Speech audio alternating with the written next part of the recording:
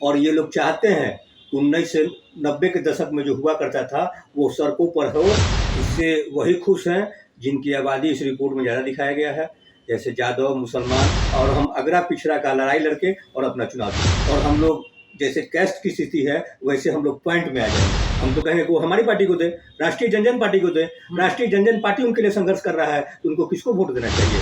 नवयुवकों को निकलना होगा और जो उनके हित की बात करता है उनके साथ आना होगा और उनको वोट करना होगा। और भूमिहार अपनी ताकत की बात करेंगे, अपने मान सम्मान की बात करेंगे।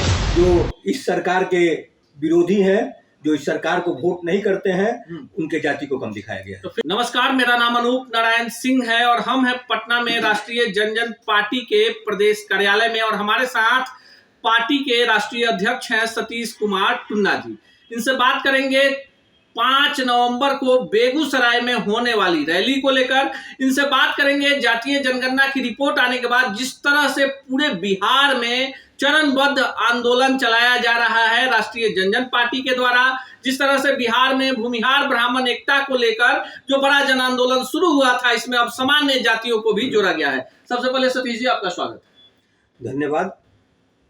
पहला सवाल, जातीय जनगणना, जातीय सर्वे जो भी कहे, रिपोर्ट आ गई है, जिनकी संख्या घट गई है उनको लगता है कि गड़बड़ हुआ है, तो फिर खुश कौन है इससे? इससे वही खुश हैं जिनकी आबादी इस रिपोर्ट में ज़्यादा दिखाया गया है, जैसे यादव, मुसलमान और अति पिछड़ा के लोग और अन्य जाति के लोग इससे नाराज हैं, जिनके संख्या को कम किया गया है। तो आपकी पार्टी क्यों विरोध कर रही है? हमारी पार्टी विरोध कर रही है, हम लोग सामान्य वर्ग से आते हैं जी, और सामान्य वर्ग को इसमें बिल्कुल कम दिखाया गया है। सामान्य वर्ग सिर्फ हमारी जाति के, मैं भूमिहार जाति से आता हूँ, और उसकी संख्या लगभग 90 में 1 लाख से ऊपर थी जी, जो अभी हमको 1 करोड़ से, हाँ, 1 करोड़ से ऊपर थी, जो अभी हमको सिर्फ मात्र 37 लाख दिखाया गया है जी। और इसी के साथ राजपूत, ब्राह्मण, कैस्ट जी, कोयरी, पासवान, इन सभी को जो इस सरकार के विरोधी हैं, जो इस सरकार को वोट नहीं करते हैं, उनके जाति को कम दिखाया गया। तो फिर बेगूसराय जो एकदम गढ़ है आपका, जहां से समझिए कि देश की राजनीति को दिशा मिलती है, फिर 5 नवंबर को रैली क्यों वहां पे? पटना में भी कर सकते थे। ये हमारा पूर्व का कार्यक्रम है जी, इस जनगणना के पूर्व का कार्यक्रम था और वहाँ पूरे बिहार से लोग जुटेंगे और हमारा मातृ संगठन है भूमिहार ब्राह्मण एकता मंच और राष्ट्रीय जनजन पार्टी की बैठक कर ये तय की गई कि बेगूसराय में ही 5 नवंबर को जीडी कॉलेज में भूमिहार ब्राह्मण महापंचायत किया जाए। तो आपकी पार्टी के नेता है आशुतोष कुमार, वो कह रहे हैं कि ठीक है भाई, संख्या कम कर दिया, लेकिन ये देखो कि टैक्स कौन ज्यादा देता है, तो टैक्स अगर हम ज्यादा देते हैं तो फिर हमारे हक की बात करनी होगी। कितना जायज मानते हैं? इसको बिल्कुल जायज मानते हैं। पैसा हमारा राज करे कोई और। शुरू से देख लीजिए कि जो भी बिहार का इंफ्रास्ट्रक्चर बना था, जैसे स्कूल, हॉस्पिटल, स्टेशन वगैरह, तो उसमें हमारे साथ समाज के लोग ही दान दिए हैं। जी, तो आपने कहा कि आप भूमिहार जाति से आते हैं और बिहार में अगर भूमिहार जाति की बात करें तो बिहार का प्रथम मुख्यमंत्री इसी जाति से हो जाता है। अगर हम बात करते हैं जमींदारी प्रथा उन्मूलन की, तो स्वामी सहजानंद सरस्वती की चर्चा हो जाती है। तो जाहिर सी बात है कि आज भी 40% जमीन है और अब ये सवाल उठने लगा है कि संख्या आपकी 3% से कम। तो अगर आपको लगता है क्या कि एक बड़ा साजिश तनाव उत्पन्न करने के लिए हो सकता है बिहार में? बहुत बड़ा साजिश है और ये लोग चाहते हैं 1990 के दशक में जो हुआ करता था वो सड़कों पर हो और हम अगड़ा पिछड़ा का लड़ाई लड़के और अपना चुनाव जीते।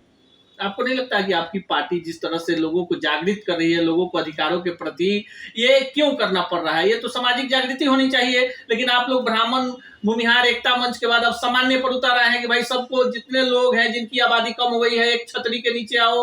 आशुतोष जी रैली कर रहे हैं, क्यों ऐसी परिस्थितियां क्यों बन गई?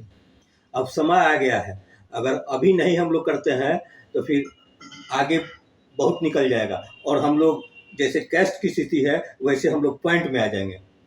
ये समय की मांग है, इसलिए आशुतोष जी और अन्य सामान्य वर्ग के लोग ऐसा कर रहे हैं। ये बता दीजिए सीधे कि भूमिहारों को ही क्यों टारगेट पर बिहार में लिया जा रहा है? ये जो आंकड़े आए हैं, बहुत सारी जातियों की संख्या कम हो गई होगी, लेकिन सबसे ज्यादा अगर आप सोशल मीडिया देख लीजिए तो सबसे ज्यादा टारगेट क्यों भूमिहार किए जा रहे हैं? अभी आप नजर उठा के देख लीजिए, जितनी भी बड़ी पार्टियां हैं वो भूमिहार के ही बल पे चल रही है।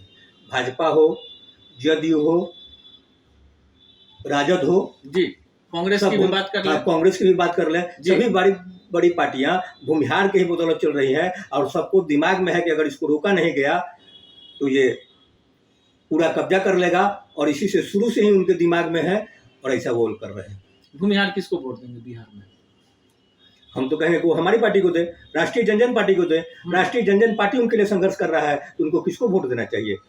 आपको नहीं लगता है कि जब चुनाव का समय आता है तो कहीं ना कहीं भूमिहारों को परगला लिया जाता है, बिहार में ब्राह्मणों को परगला लिया जाता है?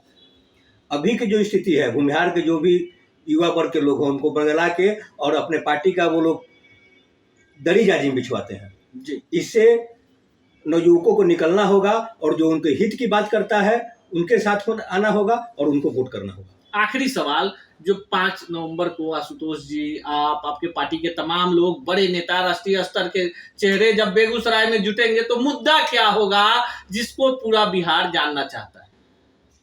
मुद्दा वहाँ तो वो हमारा जो मातृ संगठन है भूमिहार ब्राह्मण एकता मंच के तहत हो रहा है जी। और उसमें भूमिहार को बुलाया गया है और भूमिहार अपनी ताकत की बात करेंगे, अपने मान शोभान की बात करेंगे।